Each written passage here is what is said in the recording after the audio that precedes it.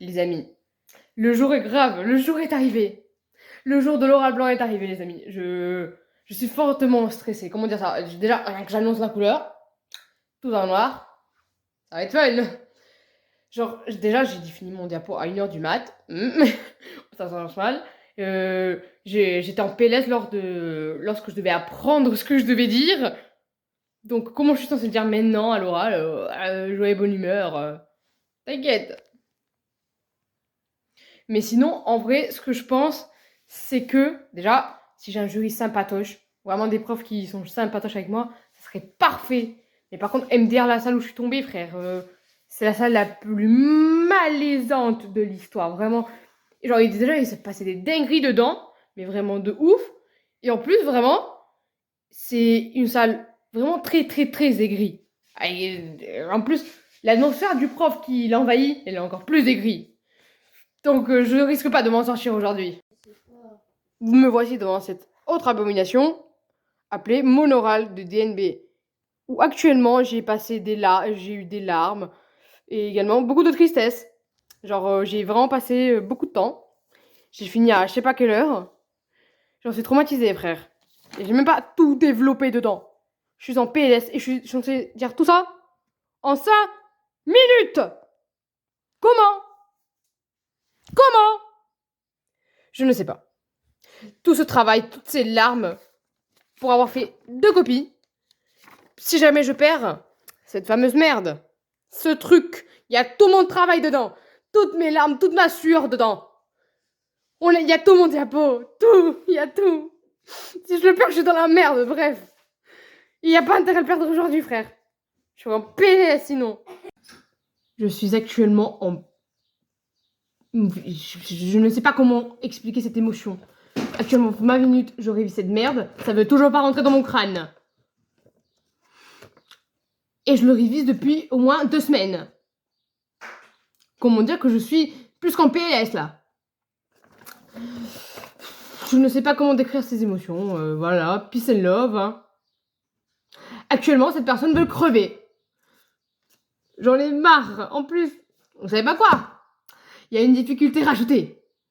Je vais faire ce magnifique oral, ce merveilleux oral en espagnol. Encore heureux que je fais juste l'intro, la conclusion et merci, au revoir en espagnol. Enfin, ça va être la seule chose que j'ai réussi à faire. Je suis dans la merde. Bref.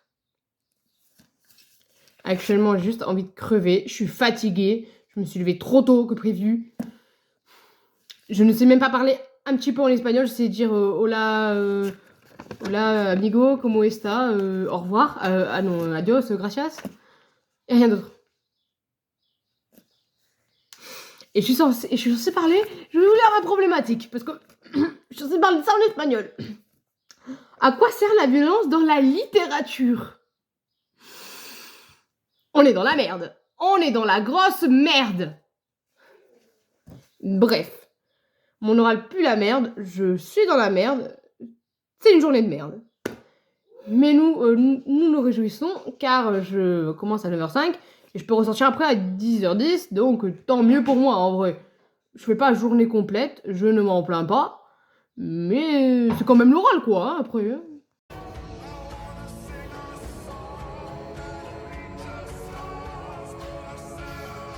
Non, mais je crois que je suis dans la plus grande des folies, ouais, je crois bien. Comme ça. Il est actuellement 7h49 et je ne sais absolument pas quoi faire, car mon oreille est à 9h05 juste. Non mais... MDR, frère. Actuellement, je... Une fois que tout ce thème brevet, machin, sera fini, je ferai une petite vidéo où je cramerai tous les documents. Voilà, je vais tout cramer. Parce que comment dire que je suis fort énervée. Oui, un peu. Bon bah, let's go, je vais à pied, comme d'hab. Putain, j'ai écrasé une flaque. Comme je disais, on verra ce qu'il en sort, voilà. J'essaierai d'un peu laisser mon tel en scred. Voilà, quoi.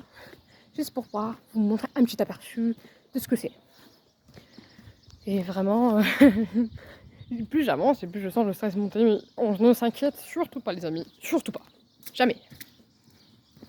Je me prépare à la souffrance, me voici devant mon collège. Let's go.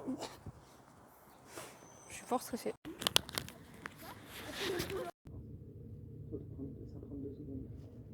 Merci, au revoir, bonne soirée. Merci. Bonjour. Ça va bien et vous?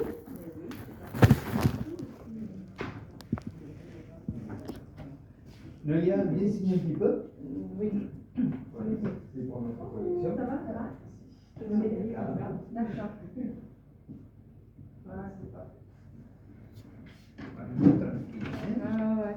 Est-ce que tu as besoin d'un coup de main pour mettre la clé? Tu as une clé? Oui. Allez, je te la En mettre. effet. Je vais la mettre. Merci. Voilà. Si je le fais sur l'écran, est-ce que ça va marcher?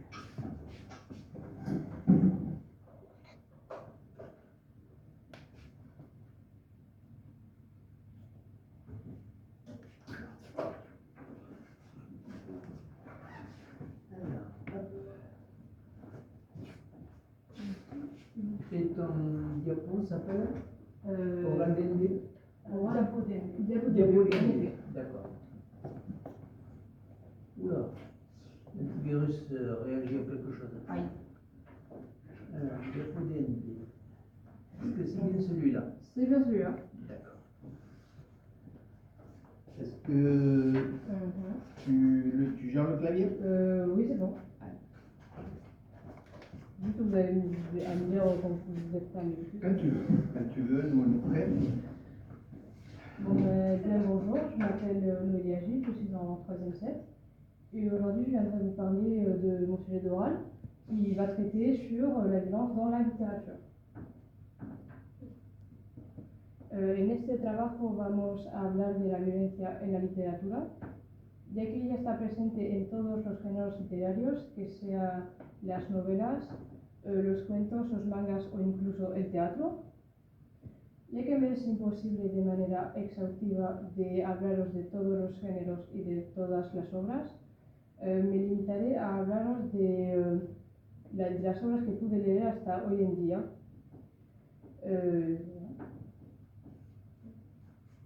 Dans cette partie, nous allons parler des souvenirs à travers la violence en littérature.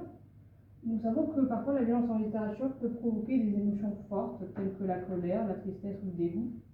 Et ce est provoqué par le fait que cette violence fait appel à la mémoire du lecteur en le faisant réagir sur des situations qu'il aurait pu vivre ou il aurait été témoin, par exemple le harcèlement, le handicap ou le suicide par exemple. En exemple, nous avons le livre Petit pays de Gaël Faye, où Gaël Faye nous montre la vérité de la guerre civile au Burundi et au Rwanda, et ce à travers le regard d'un enfant de 10 ans. Dans ce livre, on voit des morts assez explicites et très bien expliquées. On peut vraiment très bien s'imaginer comment elle est. Nous avons en exemple la mort de son frère qui va à la guerre, ou même la mort de beaucoup de personnages innocents, comme Madame Ekonoboulos.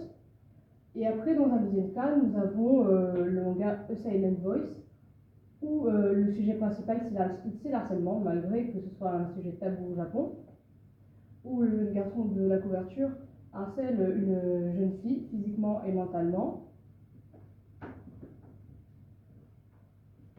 Dans cette deuxième partie, nous allons étudier comment la violence peut nous renvoyer à notre humanité comme un miroir. Le monde qui nous entoure est violent. Et cette violence est représentée sans la censurer dans la littérature, et cela a pour but de faire comprendre au lecteur les mécanismes et les conséquences de la violence, pour qu'ainsi il puisse mieux agir lorsqu'il y a des conflits et agir avec plus de sagesse. Par exemple, dans le manga Tokyo Revengers, le personnage principal fait partie d'un gang violent dont les actions des personnages auront un impact assez important dans la suite du manga. En exemple, nous avons un des personnages principaux, Draken, qui se fait tabasser par des membres d'un autre gang. Et malgré que cette scène ait duré assez peu de temps, une page maximum, cela aura énormément impacté le futur de ce personnage et des autres. Donc cela peut renvoyer à la réalité de lecteur en se disant que malgré que ce soit une petite action violente, cela peut tout changer. Et dans cette troisième et dernière partie, nous allons parler de comment se libérer de ces émotions négatives en théâtre. En théâtre, la catharsis, du grec ancien purification, a pour but, selon Aristote, de se purifier et de libérer le spectateur de ses émotions négatives en les vivant à travers les personnages. En exemple, nous avons cette représentation ci-contre du livre Antigone, qui a été écrit par Sophocle, qui par la suite a été repris par Jean Anouilh, où nous voyons le frère d'Antigone pourrir et se faire manger par des oiseaux, et Antigone qui essaye de l'enterrer. Sauf que cela a été formellement interdit, donc Antigone se fait condamner à mort. Et cette mort est fortement explicite et très très bien décrite et très très violente, et cette mort entraînera le suicide de son époux Aimon, qui entraînera une autre mort, et ainsi de suite.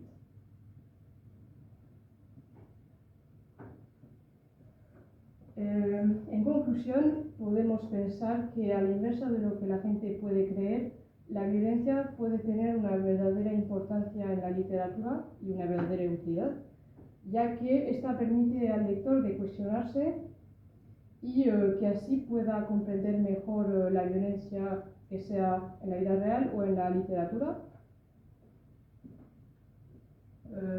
Muchas gracias de haberme escuchado. Espero haber atirado vuestra atención. Merci beaucoup de m'avoir écouté. J'espère avoir pu attirer votre attention. Merci.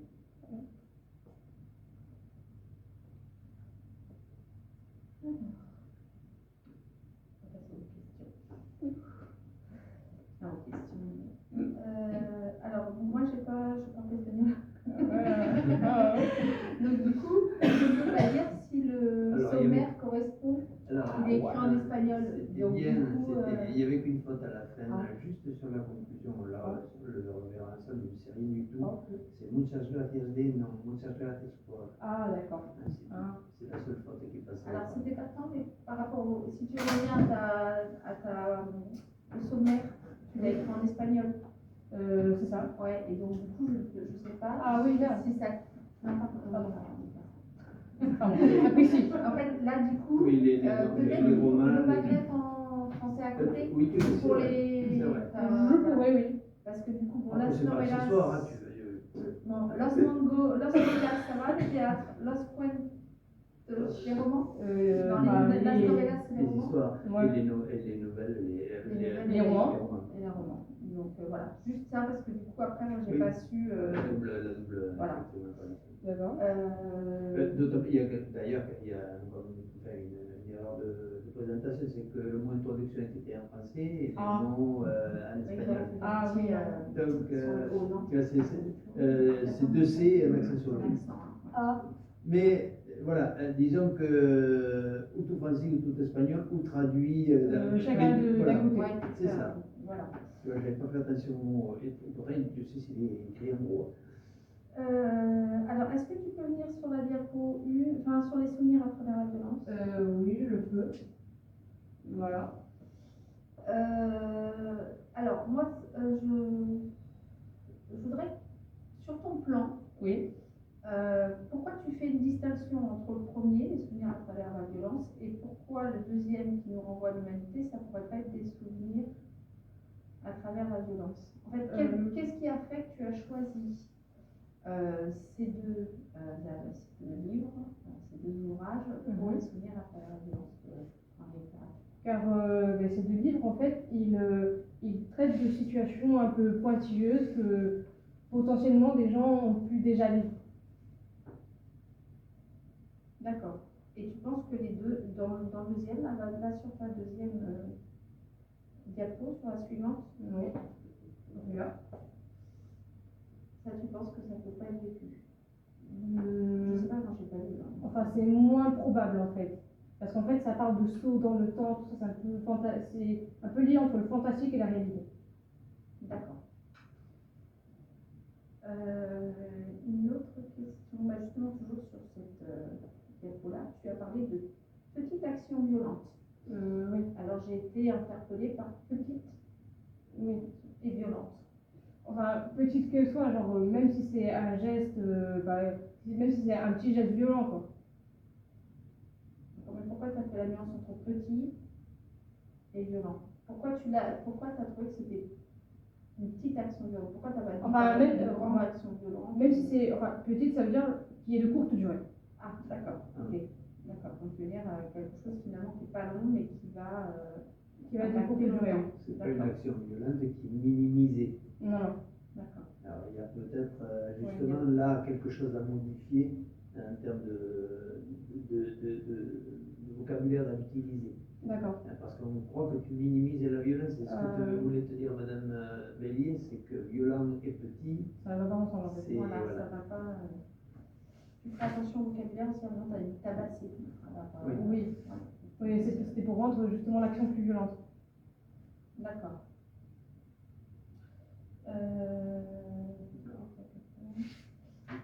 Pour le 3, sur se libérer de ses émotions, là, si tu peux me dire sur se libérer. Voilà. En quoi ça libère? En fait, qu'est-ce qui, dans ces deux, dans Antigone, là, c'est se libérer de ses émotions négatives? Qu'est-ce qui permet de se libérer dans sa littérature, pour la littérature, se libérer de ses émotions négatives? J'ai pas trop compris. En fait, souvent, les gens, ils ont fait des choses mal, ils ont peur des représailles, de subir des actions violentes parce qu'ils ont fait quelque chose de mal. Donc, en vivant ces actions violentes à travers les personnages d'une œuvre, ça leur permet de se libérer de ce stress. D'accord. Donc, en fait, tu veux dire que, par exemple, en ayant fait une action violente, on pourrait se libérer juste en lisant.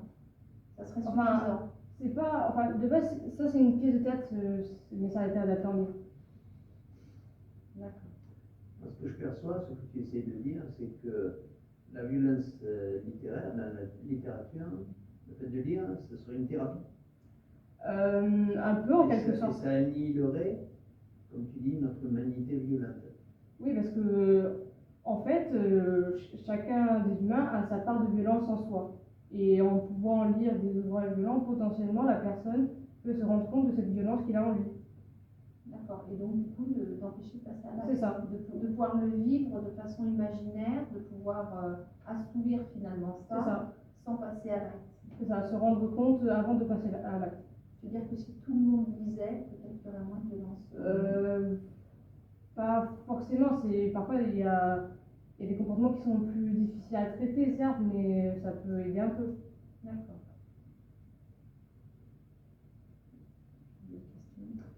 Non, ce sera après, mais comme je t'ai dit, c'est toi qui vas prendre tout à l'heure la mise sur les conseils.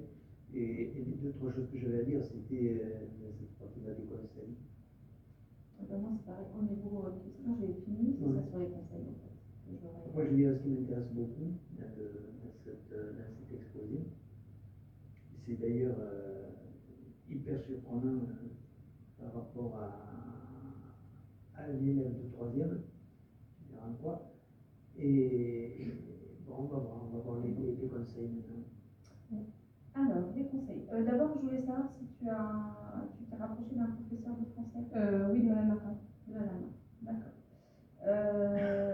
Alors, les conseils. Alors moi, c'est un peu flou pour moi en fait.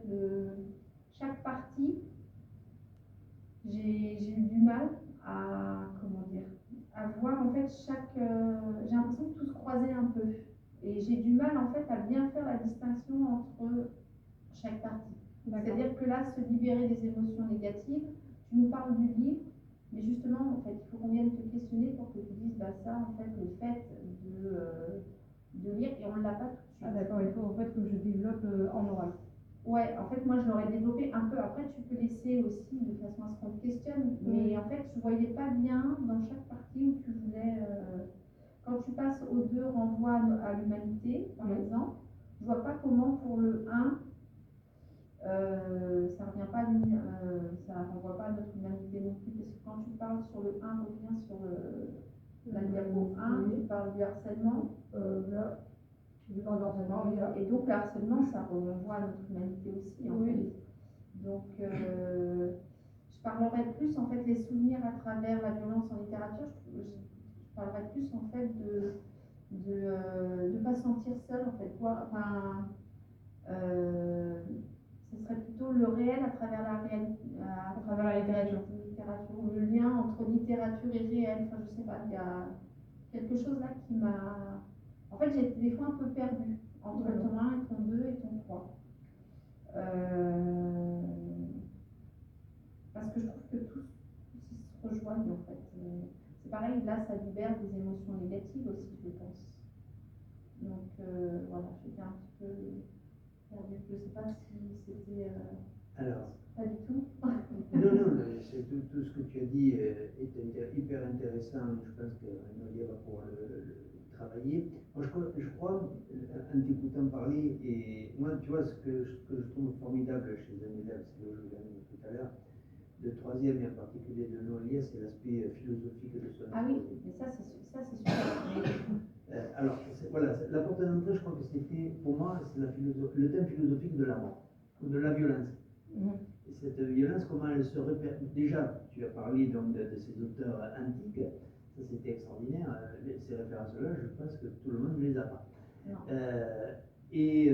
Donc cette entrée-là, cette entrée philosophique, cette entrée historique, le terme est mauvais, mais je pense que c'est par là où il faut rentrer pour arriver à l'époque moderne et parler de la violence à travers cette littérature. Mais tu vois, moi, là où je ne suis pas d'accord, mais après c'est le choix que tu vas faire et la façon dont tu vas le justifier. Hein. Donc moi je peux ne pas être d'accord, toi tu peux complètement être contre mon avis et soutenir et ce soit valable, je ne suis pas clair. Mais la violence comme thérapie, moi ça me pose problème. Comme thérapie de notre humanité. Et c'est là où c'est intéressant, cet aspect philosophique est intéressant. Et tu n'as pas tort, je n'ai pas raison, ou je n'ai pas tort non plus. C'est-à-dire qu'il va falloir défendre cette idée de thérapie en apportant des arguments, je trouve pas le mot, des arguments qui ne vont pas être discutables.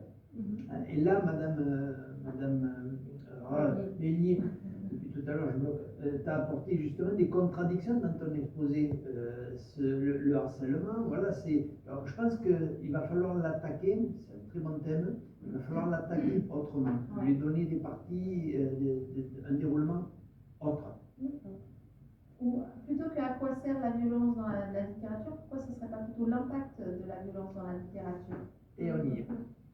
Voilà, parce qu'en fait, c'est pas à quoi c'est l'impact. Et l'impact, il peut être différent en fonction des personnes. Tu as des gens qui vont lire des mangas, qui vont se dire il y a de la violence, qui vont répéter l'action, et d'autres pour lesquels, en fait, c'est en fonction du lecteur, l'impact de la littérature n'aura pas le même, parce que tu as quand même une personnalité différente. Donc c'est pour ça qu'en fait, quand je t'ai demandé, est-ce que tu penses que si tout le monde lisait, est-ce que finalement cette violence dans les livres, est-ce qu'elle est complètement réparatrice? Je ne suis pas sûre qu'elle le soit forcément. Donc c'est plutôt, voilà, il faudrait peut-être que tu... Thèse, antithèse et synthèse. C'est-à-dire, oui, elle est réparatrice. Elle est réparatrice, certes, mais, et la conclusion. Et je suis content que Madame Bélier ait repris sur effectivement l'intitulé de ton exposé, parce qu'effectivement on en avait parlé, et elle est allée un petit peu dans ce que je t'avais proposé. Mais c'est un très bon sujet. Maintenant il va falloir voir comment tu peux le reconstruire par cette entrée, me semble-t-il, philosophique. Je pense que parler de Sophocle, parler de waouh, là tu décoiffes, et c'est très bien. Je te dis, ces références-là, si on demande à ta classe de troisième set qui est Sophocle, je suis pas sûr qu'on ait 5 mains levées. Donc voilà. C'est ça, tu pourrais peut-être faire une partie, comment la violence en littérature peut nous aider. Comment la violence en littérature peut, au contraire, ça pourrait être pas mal, comment la violence en littérature peut justement provoquer encore plus de violence finalement, parce que où est-ce qu'elle pourrait amener plus de violence, et puis après faire en troisième partie conclure peut-être avec toi ce que ça t'a apporté, sur le conditionnel. Sur le conditionnel, parce qu'on n'a pas la vérité infuse, Ah oui, et puis oui, le pourrait. Non, faut pas- Parce qu'effectivement, dans le premier intitulé que tu avais proposé, il y avait une certitude. Ah. Et cette certitude, je ne me souviens plus. Tu t'en souviens toi La certitude, non. Non. Il y avait une certitude dans ton intitulé. Justement, quand on pose une problématique, on cherche une vérité qui serait notre interprétation personnelle. Donc il ne faut jamais être catégorique et donc toujours aller dans le...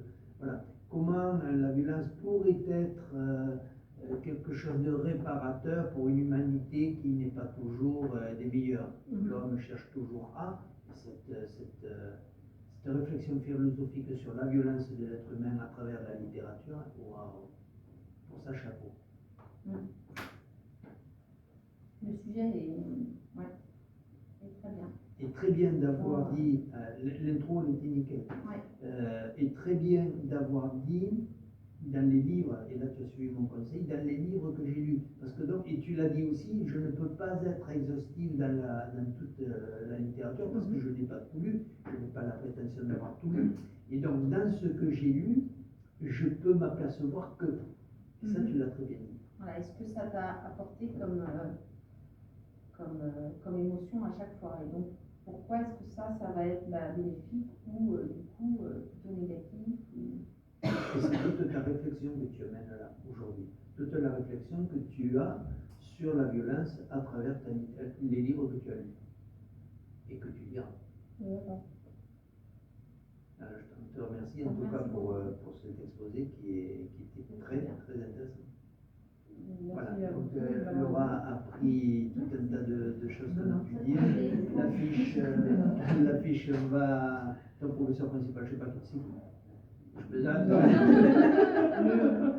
Et donc je te la donnerai. Je pense qu'il y a des petites choses qui seront écrites, mais retiens bien ce que tu as dit que Laura a pris en note. D'accord. Voilà, tu es tout à fait autonome dans l'oral. Oui, mais on avait déjà lu à Toulouse qu'elle était à l'aise à l'oral. Bon, j'avais même pas prévu l'oral, moi, de base. J'avais pas prévu. À Toulouse? Et non, elle était très très... Ah, elle a fait l'oral à Toulouse? Eh ben oui, parce qu'on a fait une animation à tous l'autre sur les naissances du racisme. Et en fait, ils faisaient des petits ateliers, après il fallait qu'ils présentent. Ah bah oui. Et en fait, vu que je voyais que tout le monde personne s'est caché derrière nos gars. Et on est là, hein. Ah bah ouais. Vu que personne voulait reprendre, mais moi je vais reprendre à leur place. C'est très bien, c'était encore un entraînement. C'était un exercice. Voilà, en tout cas, on pourra, si tu veux, continuer avec Mme Martin à voir un petit peu comment on peut le reprendre. Mais ouais, il est super intéressant. Le sujet est super. Voilà, il faut juste que tu remodèles un petit peu tes parties. Voilà. Vous en avez plus compréhensible en fait. Voilà. Pas compréhensible, parce qu'on a parfaitement compris Ah ce que oui, tu non, voulais non, on dire. a bien compris. Mais dans le déroulé, comment parties. tu l'amènes, comment tu le développes à travers ton exposé. Parce qu'en fait, je peux me servir de plusieurs parties pour en appuyer d'autres. Plusieurs parties pour en appuyer d'autres, si tu veux. Oui. Ça, en faisant attention à ne pas déborder sur le temps. temps. Non, Tu j'étais à étais 4 à... minutes. Oui, tu étais même J'étais un petit peu en dessous. à 8 secondes. Ouais. Tu es dans les cordes, c'est entre 4 et 6. Hein, donc D'accord. tu es à 4,52. Donc rien à dire de ce côté-là, mais voilà. Je pense qu'on peut améliorer et on peut là. Ouais. Complètement chialé, pour prendre Voilà, le c'est tabasser. ça. Voilà, merci beaucoup. Merci, tu peux t'embêter à... Alors oui, hein, on passe à ce terme. Attends, je vais te le défaire. T'avais signé en fait, Nadia? Oui. Oui, c'est bon. Alors, hop.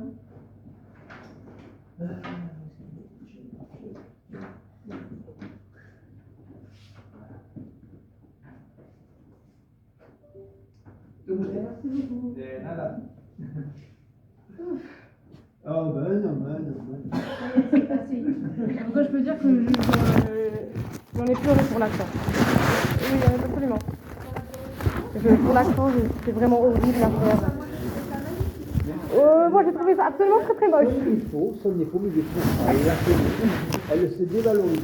Je me dévalorise absolument pas. Je ne sais pas parler, je sais plein de Alors, je sais parler en français, pas en espagnol. Hein. J'ai appris un test. Elle peut avoir un est accent anglais il comme, faut le connaître. Oui. Mais elle est des bases.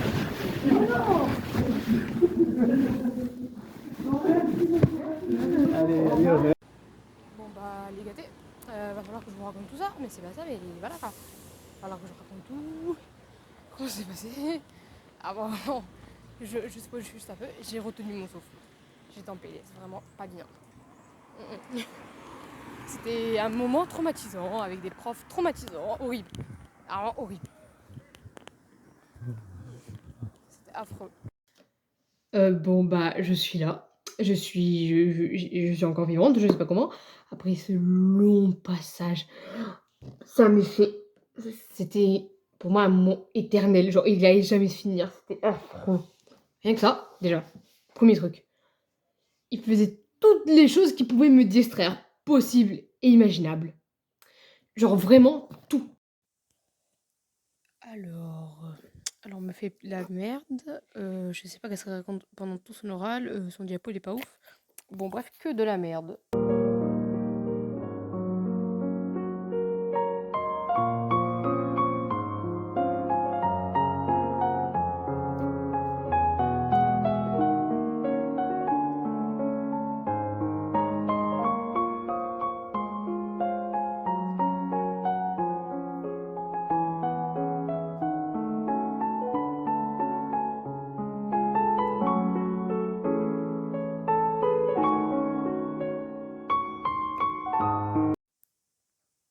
Mais qu'est-ce qu'elle fait?